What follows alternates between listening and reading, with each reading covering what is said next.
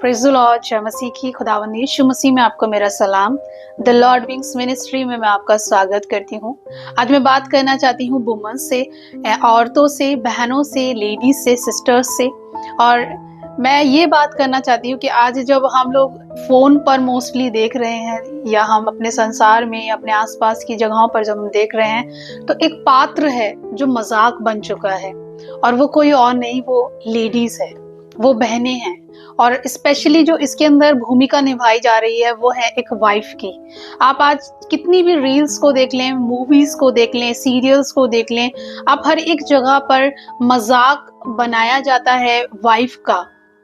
हर एक जगह पर वाइफ को ऐसे प्रेजेंट किया जाता है जैसे वो एक बहुत ही भारी भरकम और जबरदस्ती का एक रिश्ता है जो एक आदमी के साथ, एक ब्रदर के साथ, एक के साथ बांध दिया गया है। लेकिन ये गलत है, और जब मैं इसको देखती हूँ तो मुझे बहुत दुख होता है। अगर आप उत्पत्ति में देखेंगे तो आप उत्पत्ति में देखेंगे कि परमेश्वर ने सृष्टि की रचना की, और जब उसने रचना की तो उसने सारी चीजों को बनाया, और जब उन सारी चीजों को बनाया तो उन सारी चीजों को का लुत्फ लेने के लिए दो लोगों की रचना की, और वो आदम और हव्वा रहे। हालेलुया। और हम देखते हैं कि जब परमेश्वर ने उन्हें बनाया तो उससे पहले परमेश्वर ने बोला कि आओ हम मनुष्य की रचना करें, अपने रूप और अपनी समानता में करें। हालेलुया।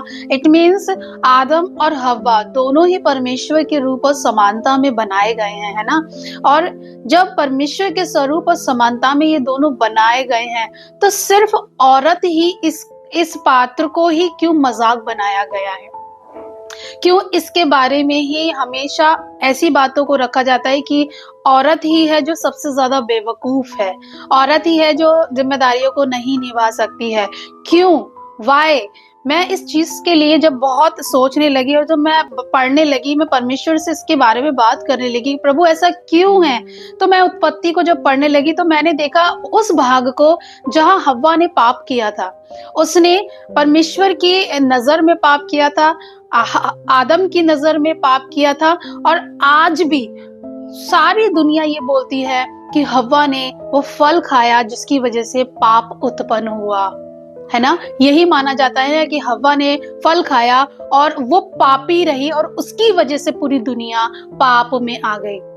अगर आप उत्पत्ति 3 उसकी 6ठी आयत देखेंगे, उसकी 12वीं आयत, उसकी 15-16वीं आयत देखेंगे, आप वहां पर पाएंगे कि जब आप उसकी 6ठी आयत पढ़ेंगे वहां पाएंगे कि उसने उस फल को जब चुना, इट मीन्स उसने पाप को चुना, है ना। परमेश्वर ने तो उसको चॉइस दी थी कि इसको मत करना, लेकिन उसने पाप को चुना। जब आप उसकी 12वीं आयत में जाएंगे तो आप वहां पर चीज देखेंगे कि वो दोषी पाई गई। हाँ, उसने पाप किया, हाँ वो दोषी थी और उसने दोष को अपनाया, उसने पाप को अपनाया। लेकिन जब प्रभु यीशु मसीह आए तब उन्होंने आकर हव्वा के लाइफ के अंदर जो पाप था, जो उसके ऊपर एक दाग था, उसको मरियम की कोख से आके उद्धार में बदल दिया। हालेलुया। आपको पता है, अभी पिछले समय में मैं एक बहुत बड़े दास के सरमन को सुन रही थी और मुझे बहुत दुख हुआ, मुझे अंदर से दुख हुआ जब वो एक चर्च में प्रीच कर रहे थे और उन्होंने बोला कि आपको पता है जब यीशु मसीह जीवित हुए तो सबसे पहले स्वर्गदूतों ने मरियम को क्यों चुना कि वो ही जाके चेलों को बताए कि यीशु मसीह जीवित हो गए हैं? पता है उन्होंने क्या बोला? उन्होंने कहा कि सबसे ज्यादा बुराइयां औरत ही करती है। स्वर्गदूतों को भी पता था, स्वर्गदूत भी जानते थे कि मरियम ही है, यानी औरत ही एक ऐसी चीज है जो न्यूज़पेपर से भी जल्दी न्यूज को फैला सकती है। क्या समझा है औरत को, क्या समझा है बहनों को, क्या समझ के रखा है औरत को? मेरी बहनों, मैं आपसे बात कर रही हूँ। जब इस तरह की चीजें हमारे सामने आती है तो बहुत सी बहनें हैं जो डीमोटिवेट होती हैं। वो मोटिवेट नहीं होती इनसे, वो डीमोटिवेट होती हैं, और उनके अंदर एक चीज आती है कि हाँ हमें प्रीच नहीं करना है, हाँ हमें वर्शिप नहीं करनी है। कुरिन्थियों में भी अगर आप पढ़ेंगे, तीमुथियुस में भी आप पढ़ेंगे, वहां पर काफी वचन में लिखा हुआ है औरतें चुप रहें, औरतें चुप रहें, वो ना बोले, वो अपने पति से सीख कर बोले। अरे भाई, आपको इतना क्यों नहीं पता है? औरतों को उस वक्त में इसलिए चुप कराया जाता था क्योंकि उनको ज्ञान नहीं था। लेकिन आज की औरत ज्ञान रखती है, आज की औरत बाइबल पढ़ती है, वो औरत उस परमेश्वर के संग संगति करती है जिस परमेश्वर के संग बड़े बड़े दास संगति करते हैं। क्यों इस बात को लोग नहीं समझ पा रहे हैं? हालेलुया। अगर आप बाइबल के अंदर चले जाएं तो परमेश्वर के वचन में लिखा हुआ है साम, और अगर आप मेरे साथ निकालेंगे साम 68 और उसकी 11 वर्स, अगर आप इसे पढ़ेंगे, यहाँ पे लिखा हुआ है प्रभु आज्ञा देता है।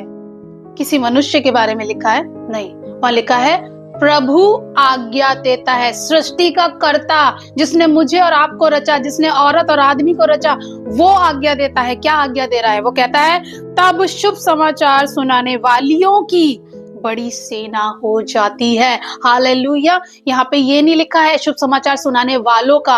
अगर आप इंग्लिश बाइबल में भी पढ़ेंगे तो भी वहां वुमेन वर्ड को दिया गया है, औरतों के लिए ही कहा गया है। सबसे पहला शुभ समाचार किसने सुनाया था आप जानते हैं? सबसे पहला शुभ समाचार सुनाया था उस सामरी स्त्री ने, जिसके पास यीशु मसीह पानी लेने गया था, और उसने अपने गांव में जाके बोल दिया था कि देखो उद्धार करता आ गया है। हालेलुया। दूसरा सुसमाचार सुनाया था मरियम मगदलीनी ने, और उसने बताया था कि परमेश्वर जीवित है। ये मरियम मगदलीनी कौन है? ये एक औरत है जिसके ऊपर 7 दुष्ट आत्माएं थी, जो दुष्ट आत्माओं से ग्रस्त थी, वो पाप से ग्रस्त थी। लेकिन जब यीशु उसकी लाइफ के अंदर एंटर हुए, वो पाप उसे छोड़ के गए और प्रभु यीशु मसीह का वचन उसके अंदर चलने लगा, जीवित रहने लगा। ये वो औरत है जो यीशु मसीह की मृत्यु में हर पार्ट में शामिल थी। उसकी कीलों के लगने से लेकर, उसके कांटों के ताज से लगने के लेकर, उसके उस क्रूस पे से वो 7 वाणियां बोलने से लेकर उसके गर्दन लटकाने तक वो स्त्री वहां थी। वो तब भी वहां थी जब उसके शव को रखा गया था। वो औरत तब भी वहां थी जब उसके शव को जीवित कर दिया गया था। हालेलुया। औरत कमजोर नहीं है। हाँ, औरत से पाप हुआ था, लेकिन आज की स्त्री यीशु मसीह से कनेक्ट हो चुकी है। बहुत सी बहनें हैं जो अपने परिवारों को अपने हाथों से उजाड़ रही है। प्रभु का वचन कहता है कि एक समझदार स्त्री अपने घर को बनाती है और एक मूर्ख स्त्री अपने हाथों से उसे ढहा देती है। अगर ऐसी महिलाएं मुझे सुन रही हैं तो मैं आपसे ये कह रही हूँ, अपने घर को बनाना सीखिए, प्यार से सींचना सीखिए, अपनी जो आपकी जो जिम्मेदारियां, उन जिम्मेदारियों को निभाना सीखिए। जैसे परमेश्वर के वचन में बहुत सी स्त्रियां हैं, एबिगेल है, एस्तर है, दबोरा है, रूत है, और मरियम मगदलीनी है, मरियम है, बहुत सारी बहनें हैं। आप गिनने बैठेंगे तो आपको ऐसी ऐसी बहनें निकाल के दिखाएंगे परमेश्वर वचन से, जो भविष्यवाणियां करती थी। हालेलुया। वो परमेश्वर के बारे में जानती थी। हालेलुया।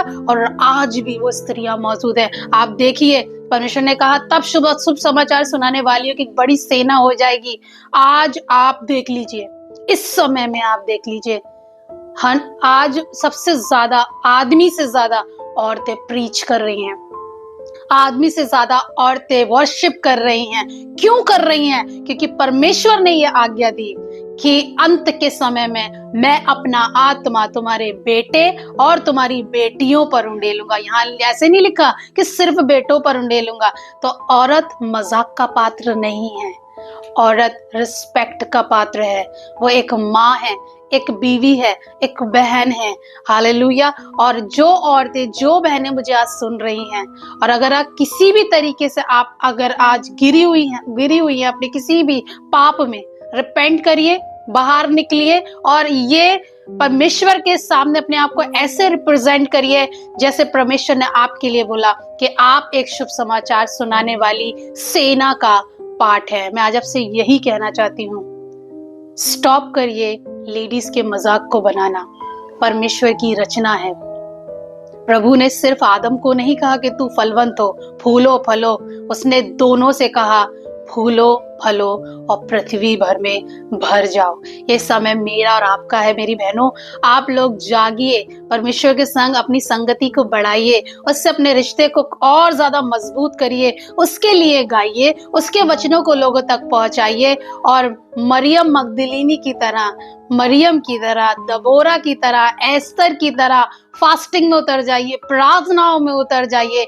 देखिए, आपको परमेश्वर पूंछ से सिर कैसे बनाता है। परमेश्वर आप सबको आशीषित करे। आमीन।